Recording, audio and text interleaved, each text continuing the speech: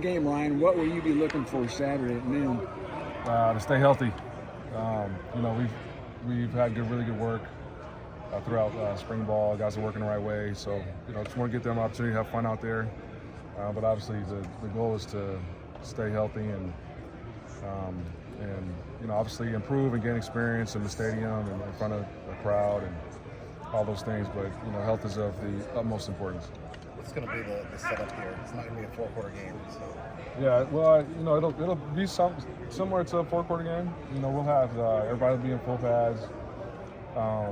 The one offense and the two defense will sort of be on the team. The two offense, one defense will sort of be on the team. That way the ones are playing against the ones, twos playing against the twos.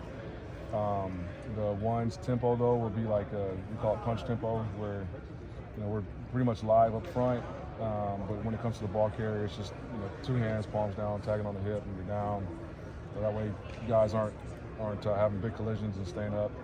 But when the twos are out there, it'll be live, and we'll tackle a little bit and get good work. If it's 3rd and 1, we'll just have to be an automatic first down, so there's no hard collisions there. If it's goal to goal from the 1, it'll be automatic touchdown. Or if we have to punt, we'll just take the NCAA average and punt and flip the field. Kickoff returns and stuff like that will just start on 25. So we'll still get some game-like flow, but just modify it a little bit to take care of each other. From your first practice to now, what improvements have you seen with this team? Communication has been awesome. Just the volume, the amount of communication, the type of communication. Recognizing pre-snap, logging information. I think we've gained a lot in that aspect.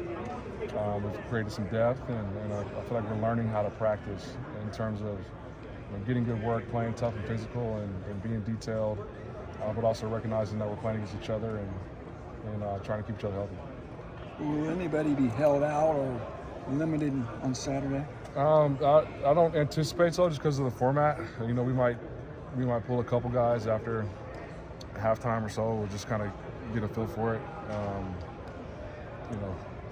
I might get to a point where I'm like, okay, he's done. You know what I mean? Just we've seen enough, and I kind of have a good feel for who our guys are and who we're going to count on from this group right now. So like I said, the utmost importance is just to remain healthy going into the summer session.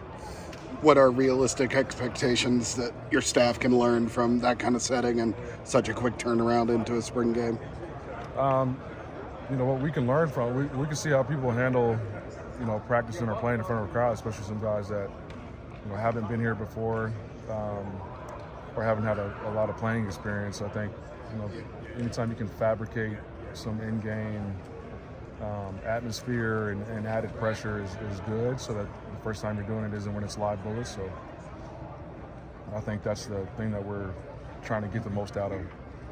You've had 11 practices now. Chance to look at some of the portal guys and the early arriving freshmen. Anybody really grabbing you so far? Really, all of them, man, have done what we had hoped they would do and more. So I think what that tells me is our scouting department, it does a really good job evaluating, and our coaches did a good job in the recruiting process. There haven't really been any surprises, so that no surprises in the recruiting process is always a good thing. The portal opens next week. What can we expect from Purdue? Who knows, right? Like it's like Wall Street, right? Like you just kind of got to go with the market. I'm sure we'll get surprised and have some guys into the portal that we didn't anticipate. And I'm sure everybody across the country is thinking the same thing. I do like our locker room right now. I feel like we've got a good grasp on who everybody is and what people's roles are. I think the locker room likes being here and likes the way the program is structured. But who knows? This is a different day and age, and you can't take things personal when people decide to make decisions that they feel are in the best interest of themselves. We just got to be able to adapt and adjust to the landscape, and we'll be ready for whatever transpires, and we'll take advantage of the rules and make sure that we're putting together the best roster possible to go chase the championship come fall. Speaking of the locker room, I know that in the very first practice that you guys had, it was saying which leaders would kind of grow this spring and kind of step up in their role. Who has stepped up in that leadership role for the team? You know, guys like, Hudson Card obviously is year mature, a year experience, a year in this environment. So he's got to naturally, by his position as well, playing quarterback, he's stepped up into a leadership role.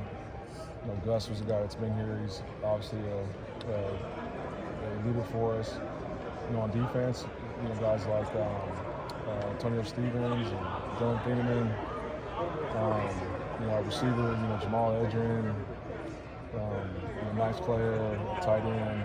You got obviously Maccabee and Reggie Love at running backs. I mean, that's what I like about this team is you got a lot of guys that hold each other accountable, and there aren't a whole lot of egos, and so people take constructive criticism from their teammates. And I think when you can do that and have those type of conversations with each other, you got a chance to be pretty good.